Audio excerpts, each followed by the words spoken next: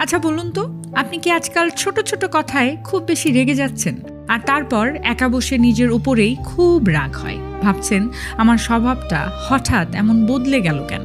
সবাই আমাকে বলছে আপনার অনেক রাগ, আপনি অনেক বেশি রাগী।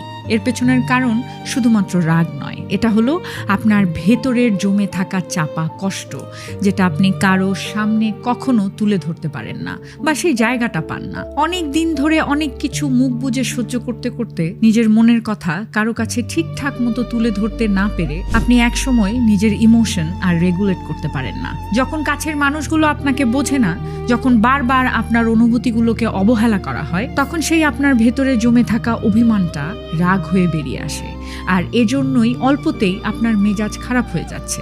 এটা আসলে আপনার দোষ নয়, এটা আপনার মনের প্রকাশ না করতে পারা আর্তনাদ। কিন্তু এই রাগ দেখালে তো কেউ আপনার ভেতরের কষ্টটা বুঝবে না। তাই এবার নিজের ক্ষতের যত্ন আপনার নিজেকেই নিতে হবে, নিজেকে সময় দিতে হবে, নিজের সাথে সবচেয়ে বেশি কথা বলতে হবে। তাহলেই দেখবেন আপনি কি চান, কেন চান, সব কিছু ক্লিয়ার হয়ে যাবে। দেখুন, নিজেকে শান্ত করার দায়িত্ব আপনার নিজেরই নিতে হবে। এখন বলুন তো, আপনারও কি মাঝে মাঝে এরকম অকারণে ভীষণ রাগ হয়? কমেন্টে লিখে শুধু জানান হ্যাঁ অথবা না। আমাকে সব সময় ক্ষমা করতে শিখুন আর নিজেকে সবার আগে এগিয়ে রাখুন।